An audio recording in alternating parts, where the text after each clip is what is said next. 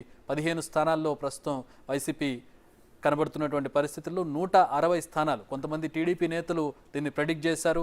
160 స్థానాలు అంటే ఈరోజు ఉదయం ట్రెండ్స్ చూసిన తర్వాత దాదాపు 160 స్థానాలకు వస్తాయని చెప్పి కొంతమంది టీడీపీ నేతలు ప్రెడిక్ట్ చేశారు. మా ప్రతినిధులతో మాట్లాడినటువంటి సందర్భంలో ఆ 160 స్థానాల ఫిగర్ ప్రస్తుతం టీడీపీ కూటమిలో మనం చూస్తూ ఉన్నాం. జనసేన పోటీ చేసిన దాదాపు అన్ని స్థానాల్లో కూడా గెలుస్తున్నటువంటి పరిస్థితి, బీజేపీ కూడా దాదాపు అన్ని స్థానాల్లో కూడా గెలుస్తున్నటువంటి పరిస్థితి. రైట్, చంద్రబాబు కూటమి గెలవడానికి ప్రధాన కారణాలు ప్రస్తుతం మనం చూస్తూ ఉన్నాం. బిగ్ టీవీ అనాలిసిస్ చూస్తూ ఉన్నాం. ఎందుకు గెలిచింది, ఈ భారీ స్థాయి గెలుపుకి కారణాలను మనం ప్రస్తుతం అనలైజ్ చేసుకున్నట్లయితే జనసేన బీజేపీతో వ్యూహాత్మక పొత్తు ముందుగా ఏర్పాటు చేసుకున్నటువంటి పొత్తులో భాగంగా అంటే చాలా మీమాంస తర్వాత ఈ మూడు పార్టీలు ఒకటాయని చెప్పించుకోవచ్చు. అలాగే సీట్ల సర్దుబాటుకు సంబంధించి పవన్ కళ్యాణ్ ఏ మేరకు ఆయన దిగి వచ్చారో మనం చూసాం. అలాగే ఎవరైతే అసంతృప్తులు, ఇప్పుడు కూటమి ఏర్పడినప్పుడు చాలామంది అసంతృప్తులు ఉన్నటువంటి పరిస్థితి, పార్టీలను వీడిన వాళ్ళు కూడా ఉన్నారు, వాళ్ళందరినీ కూడా సర్దుబాటు చేస్తూ ముందుకు నడిపినటువంటి పరిస్థితి. ఇక చంద్రబాబు అన్నీ తానే ఈ వయసులో కూడా సుదీర్ఘమైనటువంటి ప్రచారం చేశారు. ఆయన సోషల్ మీడియాను కూడా పాజిటివ్గా మలుచుకున్నటువంటి పరిస్థితిని మనం చూసాం. ఇక సొంత సామాజిక వర్గం మద్దతు ఏకపక్షమైనటువంటి పరిస్థితి, పూర్తి స్థాయిలో మద్దతు లభించింది సామాజిక వర్గం నుంచి. ఆయన అరెస్టుకు తర్వాత చోటు చేసుకున్న పరిణామాల వల్ల కావచ్చు, మరిన్ని కారణాల వల్ల కావచ్చు.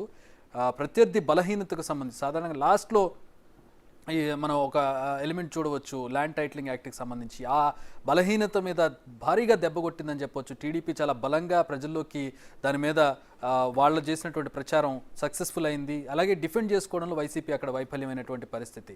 చంద్రబాబు అరెస్ట్ తర్వాత క్యాడర్లో కావచ్చు, కొంతమంది కార్యకర్తలో కావచ్చు, సాధారణ ప్రజానికంలో కావచ్చు ఒక రకమైనటువంటి రివోల్ట్ వచ్చిందని చెప్పుకోవచ్చు. ఒక రకమైన అసంతృప్తి, ఒక రకమైనటువంటి రెవల్యూషన్ వచ్చినటువంటి పరిస్థితుల్లో అది కూడా ఇప్పుడు ప్లస్ అయిందని చెప్పుకోవచ్చు.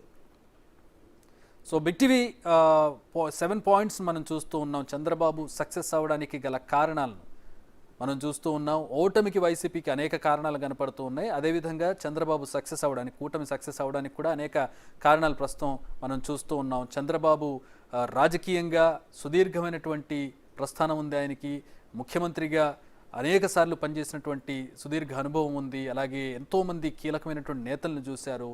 వైఎస్ఆర్సీపీ అధినేత జగన్మోహన్ రెడ్డి తండ్రి రాజశేఖర్ రెడ్డిని కాంగ్రెస్లో ఉన్నప్పుడు ఆయన్ను ప్రధానంగా ఎదుర్కొన్నటువంటి ప్రత్యర్థి చంద్రబాబు నాయుడు. వారిద్దరి మధ్య ఏ విధంగా ఉండేది రాజకీయం అనేది రాజకీయాలను చూస్తున్నట్టు ప్రతి ఒక్కరికి తెలిసింది. ఆ స్థాయి నుంచి ఆయన కుమారుడు ప్రస్తుతం జగన్మోహన్ రెడ్డిని ఎదుర్కొనేటటువంటి పరిస్థితి. జగన్మోహన్ రెడ్డి అధికారంలోకి వచ్చిన తర్వాత ఆయన చేసినటువంటి కార్యక్రమాలు కావచ్చు, సంక్షేమాలు కావచ్చు, అవి ప్రజల్లో ఏ మేరకు పాజిటివ్ ఒపీనియన్ కలిగించాయో కానీ ఆ తర్వాత జరిగినటువంటి పరిణామాలన్నీ కూడా చంద్రబాబుకు ప్లస్ అయ్యాయని చెప్పుకోవచ్చు.